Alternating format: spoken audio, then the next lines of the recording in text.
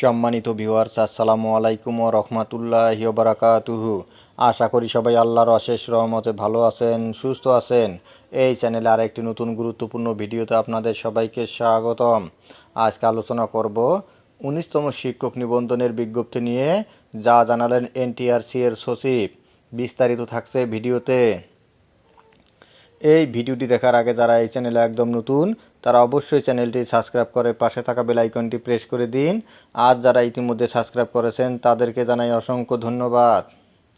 19তম শিক্ষক নিবন্ধনের বিজ্ঞপ্তি নিয়ে যা জানালেন এনটিআরসি এর সচিব।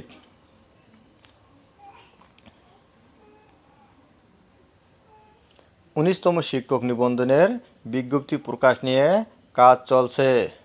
ইতিমধ্যে বিজ্ঞপ্তি প্রকাশ নিয়ে অনানুষ্ঠানিক আলোচনাও হয়েছে, তবে বিজ্ঞপ্তি প্রকাশের নির্দিষ্ট দিনক্ষণ এখনই বলা সম্ভব হচ্ছে না। এজন্য আরও কিছুদিন অপেক্ষা করতে হবে।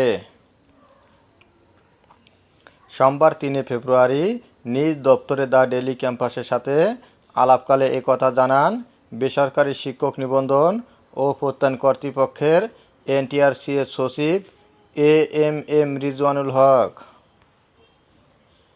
19তম নিবন্ধনের বিজ্ঞপ্তি কোন সময় প্রকাশ করা হতে পারে, এমন প্রশ্নের জবাবে এনটিআরসি এর সচিব আরও বলেন, বিজ্ঞপ্তি এক সময় না এক সময় প্রকাশ হবে, সেজন্য আমরা কাজ করছি।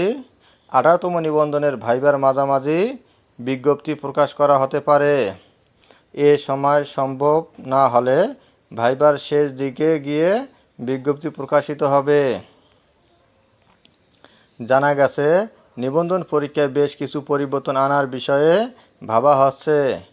এ বিষয়গুলো এখনও চূড়ান্ত করা হয়নি, সেজন্য 19তম শিক্ষক নিবন্ধনের বিজ্ঞপ্তি প্রকাশের বিষয়ে চূড়ান্ত কোনো সিদ্ধান্ত নেওয়া সম্ভব হয়নি।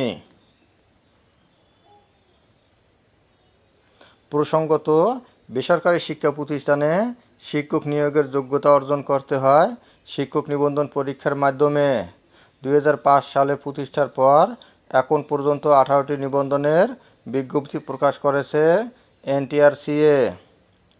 এই নিবন্ধন সনদের মাধ্যমে 1 লাখের বেশি প্রার্থীকে বিভিন্ন শিক্ষা প্রতিষ্ঠানে নিয়োগের সুপারিশ করা হয়েছে। ধন্যবাদ জানিয়ে বিদায় নেওয়ার আগে আবারও অনুরোধ জানাই, যদি ভিডিওটি ভালো লাগে এবং সর্বশেষ শিক্ষামূলক আপডেট ভিডিও পেতে চান, তাহলে অবশ্যই চ্যানেলটি সাবস্ক্রাইব করুন। ধন্যবাদ সবাইকে।